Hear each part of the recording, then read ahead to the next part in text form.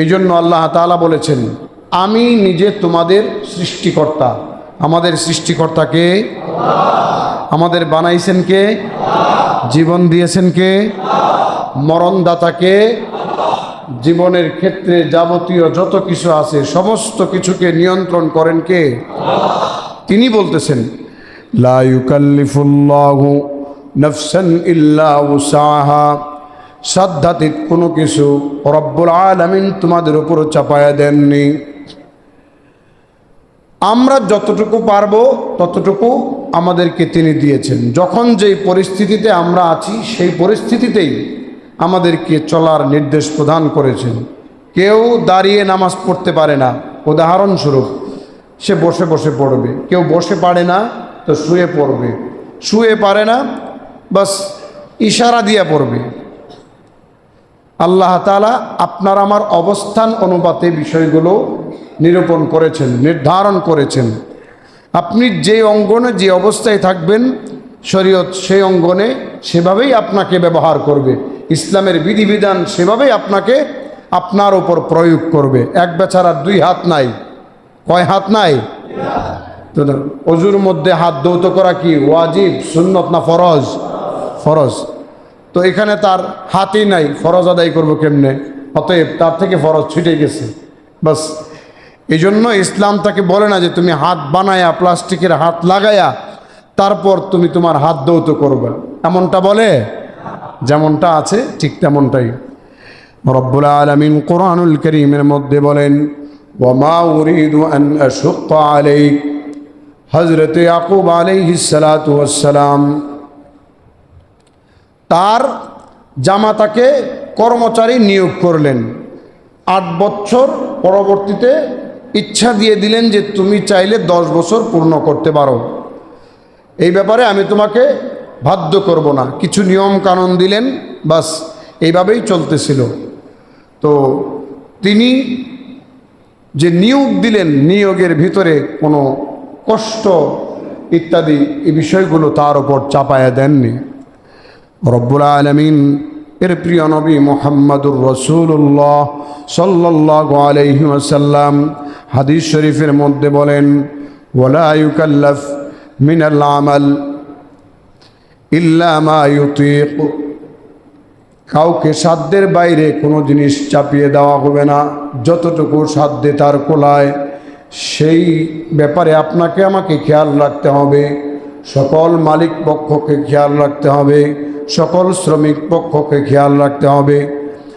যারা শ্রমবাজারে শ্রম ব্যয় করে তাদের সকলকে বিষয়টা খেয়াল রাখতে হবে যাতে সাধ্যের বাইরে কোনো কিছু চাপিয়ে না দেওয়া হয়। একজন নিতে পারে 10 মণ, তারে দিলেন আপনি 20 মণ, এটা হলো? এটা অন্যায়। বলেন এটা কি অন্যায়? 2 নম্বর আইন বা বিধান হলো, আপনারা পণ্য বাজারে পণ্যের দাম নির্ধারণ করে থাকেন। একটা জিনিসের দাম সব মিলিয়ে লাভ ইত্যাদি বিভিন্ন বিষয় আনুষঙ্গিক খরচ এর ফলাফলে 10 টাকা নির্ধারণ করা হলো উদাহরণস্বরূপ। এখন যদি আপনি 8 টাকা দিয়ে দেন তাহলে আপনি 2 টাকা ঠকে যাবেন। আবার যদি 10 টাকার জিনিস বেশি করেন, 20 টাকা করে দিলেন, এখানে দেখা গেল জুলুম হয়ে গেল। তো এমনটা করা যাবে না। হযরত ইউসুফ আলাইহিস সালাতু ওয়াস সালামকে তার ভাইয়েরা হিংসা করে প্রথমে মেরে ফেলার ষড়যন্ত্র করলো। এরপরে আউতরাহুহু আরদাই ইয়াখলু লাকুম ওয়াজহু আবিকুম ওয়া তাকুনু মিন বাদিহি কওমান সালিহিন। তোমরা তারে জঙ্গলে দূরে কোথাও নিক্ষেপ করো, কূপে নিক্ষেপ করো, এরপরে তোমরা ভালো হয়ে যাও। বলেন না এরপরে কি হয়ে যাও? আপনারা অনেক সময় বলেন না যে এই সামনেই আকামটা আছে, আকামটা করে তারপরে আমরা ভালো হয়ে যাব। এরকম হয় কি হয় না? হয়। তো এটা করা যাবে না। তো দেখেন আল্লাহ আপনার আমার চেহারা সর্বদিক থেকে উন্মোচন করে দিয়েছেন। কোরআন পড়বেন তো আপনার চেহারা উন্মোচন হয়ে যাবে, ধরা খাবেন। যেই দিকে আপনার ত্রুটি আছে, খলল আছে, সেই দিকটা স্পষ্ট আকারে আপনি দেখতে পাবেন, আয়নার মতো একদম। আপনার আয়নাতে পরিষ্কার স্বচ্ছ আয়নাতে আপনার চেহারার যেমন সব কিছু দেখা যায়, ঠিক তদ্রূপভাবে কোরআন হাদিস যত পড়বেন ততই আপনার জীবনের দোষগুলো সেখানে পরিলক্ষিত হবে স্পষ্ট আকারে। তো সেখানে কূপে ফেলাইয়া দেওয়ার পর একদল বণিক আসলো, সেই বিষয়টা আবার ভাইদের চোখে ধরা পড়ল। এরপর ভাইরা খুব অল্প মূল্যে হজরত ইউসুফ আলাইহিস সালামকে বিক্রি করে দিল। তো এই যে বিক্রি করে দেওয়া, স্বাধীন মানুষ, ভালো মানুষ, নিজের আপন ভাই, এটা ভালো কাজ না মন্দ কাজ? মন্দ কাজ। একইভাবে পণ্য বাজারে কোনো পণ্য আপনার লাভের জন্য, কাস্তার জন্য 6 আর 9 করলেন, যখন নিলেন তখন 6 কইয়া নিলেন, 6 বইলা নিলেন, আর যখন বিক্রি করলেন তখন 6কে 9 বানায়া বিক্রি করলেন। এই 6-9 আমদানি রপ্তানি বর্তমান সময়ে আমাদের বাজারে খুব বেশি। সব ক্ষেত্রে আমরা বাটপারি সিটারি করি। দেখেন, পূর্বের জাতি ওজনে কম দেওয়ার কারণে ধ্বংস হয়ে গেছে। ধ্বংস হয়ে যাওয়া, কোনো জাতি নষ্ট হয়ে যাওয়ার যত পায়তারা, যত পন্থা আছে, সমস্ত পন্থাগুলোর মধ্যে একটা বিশেষ পন্থা হলো ওজনে কম দেওয়া। বলেন, ওজনে কি করা? কম দেওয়া। দেখেন না, বিভিন্ন মেশিনে বিভিন্ন সময় তাদের কারসাজি ধরা পড়ে। যখন সরকারি অডিটগুলো আসে বাজারে, দেখা যায় একজন সাধারণ পাবলিক গিয়ে যদি একটা মুরগি কিনে, তো মুরগির ওজনটা যখন মেশিনে দেওয়া হয় তখন এমন এক কারিকলাম করে রাখে, মুরগিটা দেওয়ার সাথে সাথে সেটা 700 গ্রাম থেকে 1200 গ্রামে চলে যায়। এমন হয় কি হয় না? এই যে 700 গ্রাম থেকে 1200 গ্রামে আপনি চলে গেলেন, 500 গ্রাম বাড়াইয়া দিলেন, এই বাটপারি করলেন, সিটারি করলেন, এর জন্য আপনার জীবনে ধ্বংস অনিবার্য। কে বলেছেন? আল্লাহ। এমনটা করবেন না। আবার অনেকে ওজনের যে পাল্লা, দাড়ি পাল্লার নিচে বিভিন্ন সিস্টেম করে রাখে, দাড়ি পাল্লা যেটা বেশি ভারী, ওইটার মধ্যে পণ্যটা দেয়, একটা ভারী করেই বানায়, অথবা নিচে চুম্বক লাগায় রাখে, নিচে বাটকারা লাগায় রাখে, এরকম করে। তো 10 মণ মাল বিক্রি করলে যদি এর নিচে এরকমভাবে 50 গ্রাম করে বাড়ায় দেয় প্রত্যেক কেজিতে, অথবা 100 গ্রাম করে বাড়ায় দেয়, সে 100 গ্রাম খাইয়ে দিল, যে 100 গ্রাম যে সে খাইয়ে দিল, একজন ক্রেতাকে সে ঠকাইলো, এই ঠকানোর কারণে তার ধ্বংস অনিবার্য। সে কোনোদিন জিততে পারবে না, সে সফলতা পাবে না। তার সফলতা হলো শয়তানের স্পর্শ করার মতো। তো এটা যেমন খারাপ, ঠিক তদ্রূপভাবে কোনো বিক্রেতা যদি কোনো ক্রেতাকে ঠকায়, সেটাও খারাপ, এটাও করা যাবে না। রব্বুল আলামিন এই জন্য কোরআনুল কারীমের মধ্যে বলেছেন, ওয়ালা তাবখাসুন নাসা আশিয়াহুম, মূল্য কমায় দিও না। রব্বুল আলামিন বলেন, ওয়ালা তাআসাউ ফিল আরদি মুফসিদিন, জমিনের মধ্যে বিশৃঙ্খলা করো না। এই জন্য যথাযোগ্য পারিশ্রমিক নির্ধারণ করা। রাসূলুল্লাহ সাল্লাল্লাহু আলাইহি ওয়াসাল্লাম বলেন, আনজিলুন নাস মানাজিলাহুম, মানুষকে তার অবস্থান অনুপাতে মূল্যায়ন করো। একজন বিজ্ঞানীর যে মূল্য, প্রধানমন্ত্রীর যে মূল্য, একেবারে সাধারণ শ্রমিকের সেই মূল্য হতে পারে না। দুইটার মধ্যে ব্যবধান আছে না নাই? আছে। এই জন্য যথাযোগ্য, যথাস্থানে, যথাযথ ব্যক্তিকে সেই অনুপাতে মূল্যায়ন করা, এটাই হলো বিশ্বনবী মুহাম্মদুর রাসূলুল্লাহ সাল্লাল্লাহু আলাইহি ওয়াসাল্লামের আদর্শ। এরপরে শ্রমিকের পাওনা যথাসময়ে পরিশোধ করে দেওয়া। এক বেচারা আপনার বাড়িতে সারাদিন কাজ করছে, সারাদিন মেহনত করছে, পরিশ্রম করার পর আপনি বললেন যে 10 দিন পরে দেবো, যাও, তা হলো না। রাসূলুল্লাহ সাল্লাল্লাহু আলাইহি ওয়াসাল্লাম আপনাকে আমাকে কি নির্দেশ প্রদান করেছেন? তিনি বলেন, উতুল আজীর আজরাহু ক্বাবলা আন ইয়াজিফা আরাকু, একজন শ্রমিকের মূল্য, তার পরিশ্রমের মূল্য তুমি তার ঘাম শুকাইবার আগে দিয়ে দাও। তার ঘাম শুকিয়ে যাওয়ার আগে দিয়ে দাও।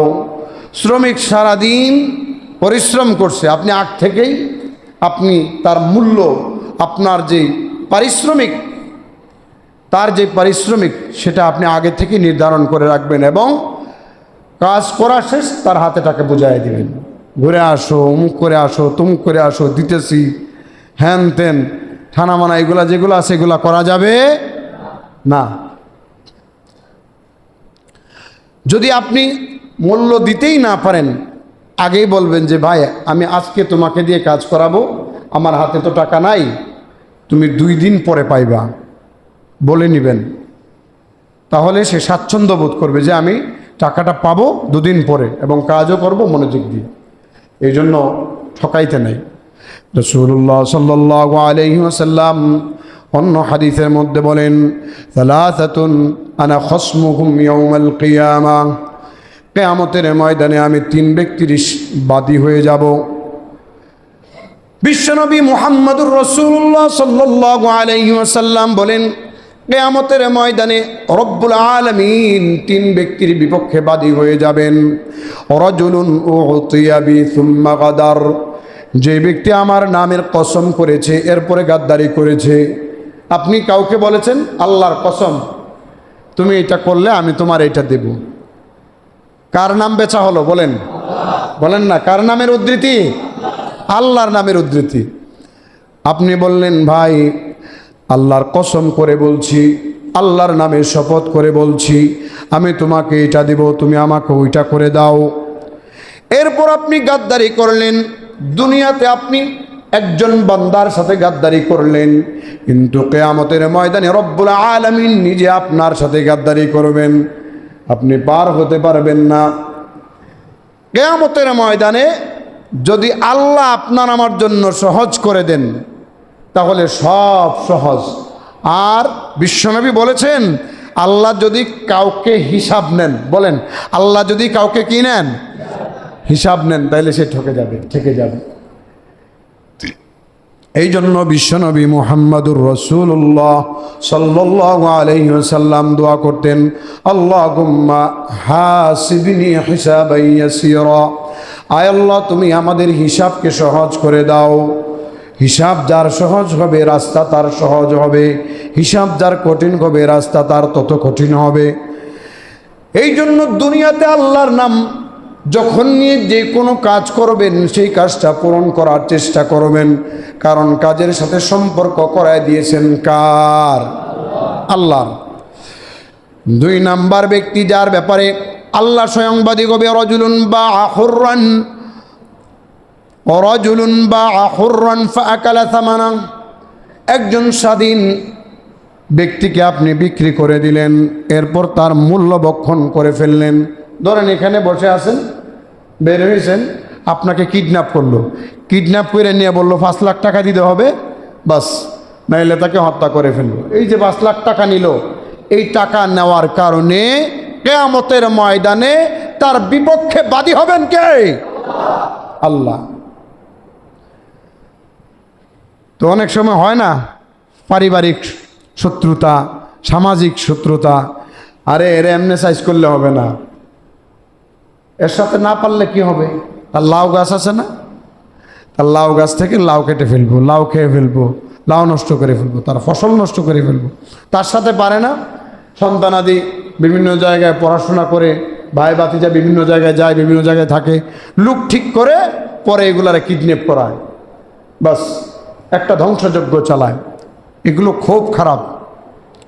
রাসূলুল্লাহ সাল্লাল্লাহু আলাইহি ওয়াসাল্লাম বলেন, আল্লাহ তাআলা কিয়ামতের ময়দানে এমন ব্যক্তির বিপক্ষে বাদী হবেন, রাজুলুন ইস্তাজারা জিরান ফাস্তাওফা মিনহু ওয়া লাম ইউতি, একজন ব্যক্তিকে সারাদিন খাটিয়েছে, অথবা অনেক মানুষকে সারাদিন খাটিয়েছেন, খাটানোর পর আপনি তার প্রতিদান দেন নাই।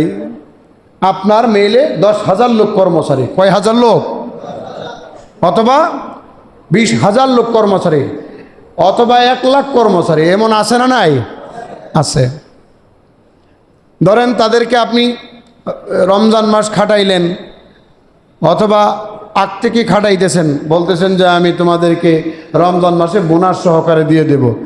এরপর দেখা গেল কি রমজানের 15তে আয়েশা ঘোষণা দিতেছে, নোটিশ টানায় দিছে, বিজ্ঞপ্তি দিছে যে প্রতিষ্ঠান ক্ষতিগ্রস্ত, এর আওতাভুক্ত প্রতিষ্ঠান ক্ষতিগ্রস্ত হয়েছে, মুখ জায়গায় আগুন লেগেছে, পুড়েছে, এই হয়েছে সেই হয়েছে, কারো কোনো প্রতিদান দেওয়া হবে না, কারো পারিশ্রমিক দেওয়া হবে না। আপনারা জেনে অবাক হবেন, অথবা সংবিধিবদ্ধ সিস্টেম দেওয়া হলো যে আগামীকাল থেকে অথবা অমুক দিন থেকে প্রতিষ্ঠান বন্ধ, বাস দেউলিয়া ঘোষণা করছে। এদের কিচ্ছু দেয় নাই। তো এই যে বাটপারি সিস্টেম, এই জন্য আপনাকে আমাকে কিয়ামতের ময়দানে আল্লাহর কাঠগড়ায় দাঁড়াতে হবে, ছাড় পাবে না। এরা যদি আয়েশা তাহাজ্জুদও পড়ে, এই যে ধরেন সামনের কাতারে বসছেন, সামনের কাতারে বৈশাও যদি সেজদায় এরকমভাবে আল্লাহর দরবারে বর্ণিত হয়, এই সেজদা আল্লাহ তাআলা ধরবেন না যতক্ষণ পর্যন্ত আপনি তাদের উজরত, তাদের পারিশ্রমিক আদায় না করবেন। আল্লাহর রাস্তায় যদি আপনি শহীদ হয়ে যান, আপনার জানও দিয়ে দেন, তবু কিয়ামতের ময়দানে যতক্ষণ পর্যন্ত আপনার শ্রমিকদের পারিশ্রমিক আদায় না করবেন, ততক্ষণ পর্যন্ত আল্লাহ তাআলা আপনার ব্যাপারে ফয়সালা করবেন না। ও বিষয়টা সহজ না কঠিন? কঠিন। এই জন্য শ্রমিক খাটাইবার আগে খুব চিন্তা ভাবনা করবেন, আগ থেকেই তার উজরত পারিশ্রমিক ঠিক করে রাখবেন এবং যথাসময়ে এটা আদায় করে দেবেন ইনশাআল্লাহ। রাসূলুল্লাহ সাল্লাল্লাহু আলাইহি ওয়াসাল্লাম বলেন, তাদের ব্যাপারে আর একটি আইন হলো শ্রমিকদের উপর জুলুম না করা। বিশ্বনবী আরবি সাল্লাল্লাহু আলাইহি ওয়াসাল্লাম বলেন, আল্লাহ রাব্বুল আলামিন হাদিসে কুদসির মধ্যে বলেন, ইয়া ইবাদি ইন্নী হারামতুয যুলমা আলা নাফসি, হে আমার বান্দারা, আমার নিজের উপর আমি জুলুমকে হারাম করেছি। আল্লাহ জুলুম করেন না, জুলুমকে আল্লাহ তাআলা তার নিজের উপরে হারাম করেছেন। মান ইক্তাতা হাক্কা ইমরিইন মুসলিমিন বিয়ামিনি, কোনো ব্যক্তি যদি কোনো মুসলমানের হক নষ্ট করে, আল্লাহ তাআলা হাদিসে কুদসিতে বলেন, ফাকাদ আওজাবাল্লাহু লাহুন নার, ফাকাদ আওজাবাল্লাহু লাহুন নার। বিশ্বনবী বলেছেন, আল্লাহ তাআলা তার জন্য জাহান্নামের আগুনকে ওয়াজিব করে দেন। ওয়া হাররামা আলাইহিল জান্নাহ, এবং জান্নাতের শান্তি তার জন্য হারাম হয়ে যায়। বিশ্বনবী মুহাম্মদুর রাসূলুল্লাহ সাল্লাল্লাহু আলাইহি ওয়াসাল্লামের একজন সাহাবী প্রশ্ন করলেন, ইয়া রাসূলুল্লাহ, বিষয়টি যদিও একেবারে নগণ্য হয়, সহজ বিষয় হয়, আল্লাহর নবী বললেন, হ্যাঁ, বিষয়টি যদি একেবারেই নগণ্য হয়, যদি তুমি কারো গাছ থেকে একটি শুকনা ডালও জুলুম করে পারো, শুকনা ডাল বলেন না, কি ডাল? গাছের মরা ডাল, যদিও কেউ এমনটা করে নেয়, তাহলে এর বিপরীতে তার শাস্তি হলো জান্নাত তার জন্য হারাম আর জাহান্নাম তার জন্য ওয়াজিব। মরা ডাল আপনি জুলুম করে নিলেন, দিলেন, অত্যাচার করলেন, যাই করলেন, এর বিনিময়ে আল্লাহর তরফ থেকে ভিন্ন রকমের শাস্তির আবির্ভাব হলো। এই জন্য দুনিয়ার জুলুম আখেরাতের অন্ধকার। বলেন, দুনিয়ার জুলুম আখেরাতের কি? অন্ধকার। এখানে আপনি যত জুলুম করবেন, আপনার আখেরাত তত অন্ধকার হবে। রব্বুল আলামিনের পক্ষ থেকে আরেকটি বিধান হলো শ্রমবাজারের জন্য শ্রমিকদের ক্ষেত্রে আপনার ছুটির ব্যবস্থা করা। বলেন না, কিসের ব্যবস্থা করা? ছুটির ব্যবস্থা করা। ওমর ইবনুল খাত্তাব রাদিয়াল্লাহু তাআলা আনহুর সময় সৈনিকদেরকে তিনি বিভিন্ন জায়গায় পাঠাতেন বিশ্বজয়ের জন্য। তো রাতে হাঁটতেছেন, এক মহিলার এরকম মাতম শুনতেছিলেন, বিভিন্ন কথাবার্তা তিনি বলতেছিলেন। এখান থেকে যে সাথে সাথে তিনি শ্রমিকদের ছুটির ব্যবস্থা করলেন, সাথে সাথে ছুটির ব্যবস্থা করলেন। তো আপনার প্রয়োজন থাকতে পারে, আপনার বডির প্রয়োজন আছে, আপনার পরিবারের প্রয়োজন আছে, আপনার অন্তরের প্রশান্তির প্রয়োজন আছে, আপনার বাড়িতে মেহমান আসতে পারে, বাড়িতে কেউ মারা যেতে পারে, যে কোনো প্রয়োজন থাকতে পারে। সেই জন্য প্রাতিষ্ঠানিক নিয়মগুলোর মধ্যে একটা নিয়ম অবশ্যই রাখতে হবে, সেটা হলো শ্রমিকদের ছুটির নিয়ম কানুন বিধিবদ্ধ করা। রাসূলুল্লাহ সাল্লাল্লাহু আলাইহি ওয়াসাল্লাম হাদিস শরীফের মধ্যে বলেছেন, ওয়া ইন্না লিনাফসিকা আলাইকা হাক্কান, তোমার অন্তরের উপর, তোমার নফসের উপর তোমার অধিকার রয়েছে। ওয়া লিরাব্বিকা আলাইকা হাক্কান, তোমার রবের ক্ষেত্রে তোমার জন্য হক রয়েছে। আমাদের বানাইছেন কে? আল্লাহ। বানাইছেন কে? আল্লাহ। তো আপনি প্রতিষ্ঠানে চাকরি করতেছেন, আপনাকে নামাজ পড়তে দেয় না, নামাজ পড়তে দেয় না, তার হক আছে না? বাদ দিবেন। ওই যে দেখেন না আরং, এরপর আরও বিভিন্ন প্রতিষ্ঠান, ব্র্যাক, এইগুলো আল্লাহর আইন পালনের ক্ষেত্রে আপনাকে সেই অধিকার দেয় না বিধায় ওই সমস্ত দোকানি, ওই সমস্ত ব্যবসায়িক প্রতিষ্ঠানের সাথে আপনার সম্পর্ক রাখা হারাম। সম্পর্ক রাখা কি? ওখান থেকে ক্রয় বিক্রয় করা হারাম। বুঝেন? যেহেতু সে আপনার অধিকার দেয় না, আপনার রবের অধিকার দেয় না, যিনি আপনাকে আমাকে তৈরি করেছেন তার অধিকার দেয় না। রাসূলুল্লাহ সাল্লাল্লাহু আলাইহি ওয়াসাল্লাম বলেন, ওয়া লিরাব্বিকা আলাইকা হাক্কান, তোমার রবের উপর তোমার কিছু হক রয়েছে। ওয়া লিযাইফিকা আলাইকা হাক্কান, তোমার বাসায় মেহমান আসবে, মেহমানের হক তোমার উপর রয়েছে। ওয়া ইন্না লিআহলিকা আলাইকা হাক্কান, তুমি বিবাহ শাদী করেছ, তোমার সন্তানাদি রয়েছে, স্ত্রীর হক রয়েছে, সন্তানদের হক রয়েছে। বিশ্বনবী আরবি সাল্লাল্লাহু আলাইহি ওয়াসাল্লাম বলেন, ফাতি কুল্লাযী হাক্কিন হাক্কাহু, এদের প্রত্যেকটা হক তুমি আদায় করে দাও। এদের প্রত্যেকের হক তুমি আদায় করে তারপরে চলো। প্রতিষ্ঠানের অনেক কাজ অনেক সময় অনেকের উপর কঠিন হয়ে যায়, বলেন না, কি হয়ে যায়? কঠিন হয়ে যায়। সেই জন্য মালিক পক্ষের উচিত এবং কর্তব্য হলো সেই কাজগুলোর ক্ষেত্রে তাকে সহায়তা করা। বলেন না, কি করা? সহায়তা করা। সহায়তা করলে কি হবে? রাসূলুল্লাহ সাল্লাল্লাহু আলাইহি ওয়াসাল্লাম বলেন, তুমি তোমার কর্মচারীর ক্ষেত্রে, তুমি তোমার শ্রমিকের ক্ষেত্রে যে ব্যাপারে সহজ সুলভ করবে, যেই সমস্ত কাজের ক্ষেত্রে সহজ সুলভ আচরণ করবে, তোমার জন্য সুসংবাদ। কি সুসংবাদ? রাসূল আরবি সাল্লাল্লাহু আলাইহি ওয়াসাল্লাম বলেন, তুমি যে সহজ করে দিলা, এর বিনিময়ে আল্লাহ রাব্বুল আলামিন তোমার মিজানের পাল্লায় তোমার নেককে ভারী করে দিবেন। আপনি একটু আগায় দিলেন, সমস্যা কি? সে তো আপনার জন্য খাটতেছে। তারা বললেন যে তুমি এই কাজটার পরে ওই কাজটা করো, ওই কাজটার পরে ওই কাজটা করো, মাঝখান দিয়ে আপনি দুইটা কাজ করে ফেললেন, তাকে হালকা করে দিলেন। এই যে হালকা করে দিলেন, এই হালকা করে দেওয়ার কারণে মিজানের পাল্লায় আপনার নেকের অবস্থানটা বাড়ি হয়ে যাবে। আর যদি নেকের অবস্থান বাড়ি হয়, জানেন কি হবে? রব্বুল আলামিন বলেন, ফামান সাকুলাত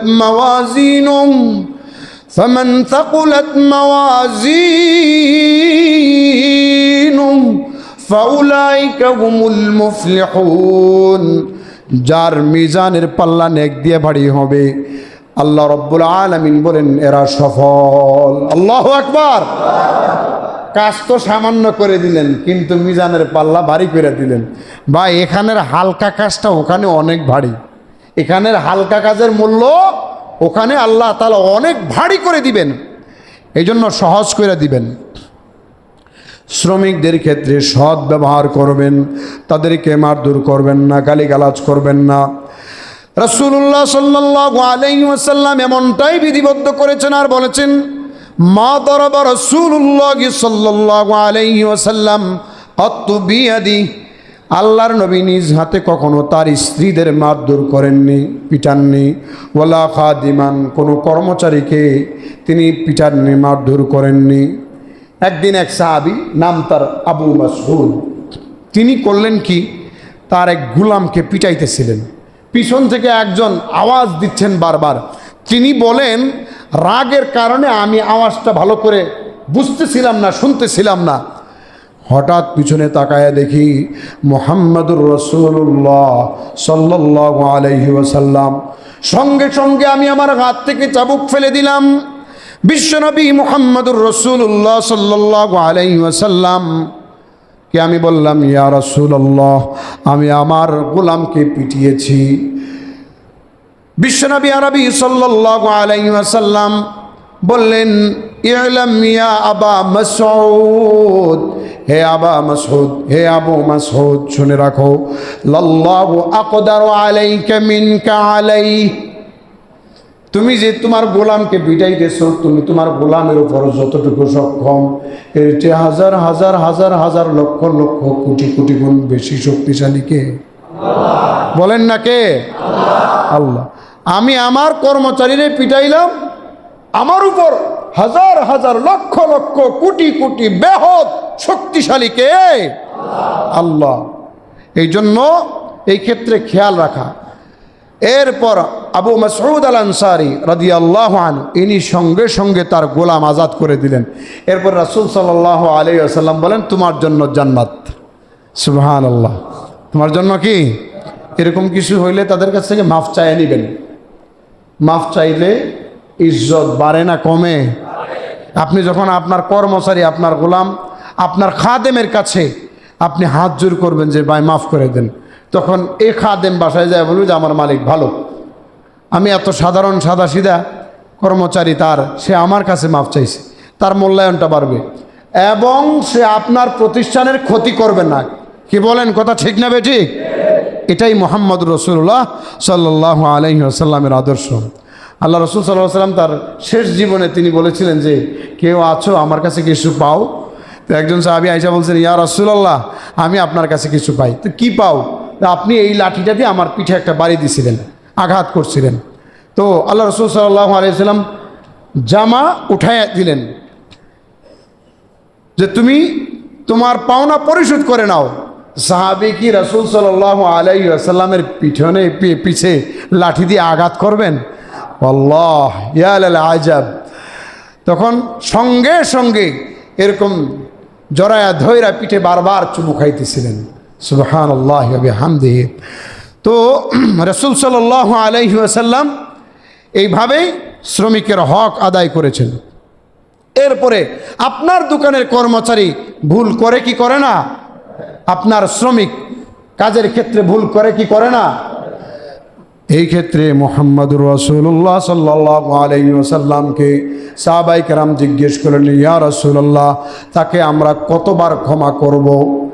বারবার ভুল করে আল্লাহর নবী বলেন তাকে 70 বার ক্ষমা করবা। কতবার? বলেন না সবাই, কতবার? আপনার আমার কর্মচারী যদি ভুল করে তাকে কতবার ক্ষমা করতে হবে?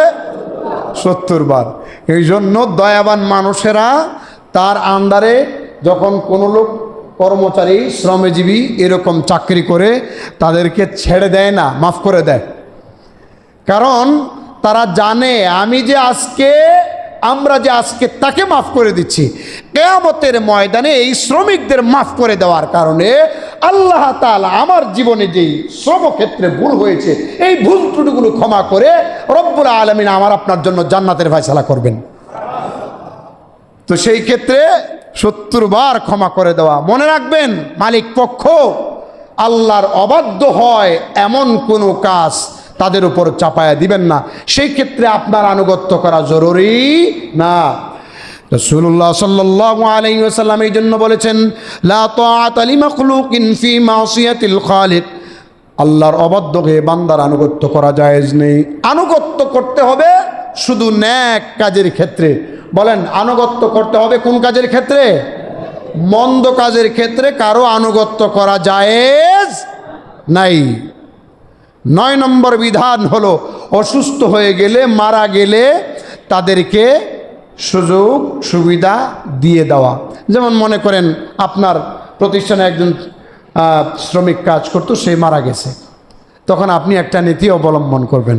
রাসূল সাল্লাল্লাহু আলাইহি ওয়াসাল্লাম বলেছেন, আমি মুমিনদের অভিভাবক। কোনো মুমিন যখন মারা যায় আর ঋণ রেখে যায়, তার দায়িত্ব আমি মুহাম্মদুর রাসূলুল্লাহ সাল্লাল্লাহু আলাইহি ওয়াসাল্লামের উপরে। আর তার মাল সম্পত্তি যদি রেখে যায়, এই সহায় সম্পত্তি তার উত্তরাধিকারীগণের। কত বড় কথা! আপনার প্রতিষ্ঠানে চাকরি করছে এতদিন পর্যন্ত, সে মারা গেছে, এখন আপনারা সবাই মিলা, শ্রমিক ভাইরা যারা আছেন সবাই মিলা, মালিক পক্ষ সবাই মিলা তার ঋণগুলো আদায় করে দিবেন। এটা রাসূলের সুন্নত। বলেন, কার সুন্নত? রাসূলের সুন্নত। যে যেখানে চাকরি করেন, যে যে প্রতিষ্ঠানে আছেন, যদি এমনটা হয় তার ক্ষেত্রে সবাই এমনটা আচরণ করার চেষ্টা করব ইনশাআল্লাহ। এরপর আল্লাহর তরফ থেকে যে আইন, যে বিধান, সেটা হলো শ্রমিকদের ক্ষেত্রে একটি বিষয় হচ্ছে, সেটা হলো আল্লাহ রাব্বুল আলামিন পরিশ্রমকারী, সুন্দর করে কাজ সম্পাদনকারী এমন শ্রমিককে ভালোবাসেন। আল্লাহ তাআলার প্রিয় নবী বলেছেন, ইন্নাল্লাহ তাআলা ইউহিব্বু মিনাল আমিল ইযা আমিলা আইয়ুহাসসিন। যে শ্রমিক সুন্দর করে গুছিয়ে কাজ করে তাকে আল্লাহ ভালোবাসেন। বলেন না, কে ভালোবাসেন? সাবধান, কোনো মালিককে ধোঁকা দিবেন না। যদি ধোঁকা দেন তাহলে নিজে ঠকে যাবেন, ঠেকে যাবেন। বলেন, ধোঁকা যে দিবে সেই ধরা খাবে, ধোঁকা যে দিবে সে ঠকে যাবে, ঠেকে যাবে। আল্লাহ তাআলা তাকে ঠকায় দিবেন। এরপরে মালিক পক্ষের উপরে আল্লাহ সুবহানাহু ওয়া তাআলার প্রিয় নবী মুহাম্মদুর রাসূলুল্লাহ সাল্লাল্লাহু আলাইহি ওয়াসাল্লাম একটি বিধান আরোপ করেছেন, সেটা হলো ইখওয়ানুকুম খাওয়ালুকুম। তোমাদের অধীনস্থরা এরা তোমাদের ভাই। বলেন, তোমাদের অধীনস্থরা তোমাদের কি ভাই। আমি যখন একটা ভালো খাই, আমার ভাই খারাপ খাবে, এটাকে আমরা চাই? কখনো চাই না।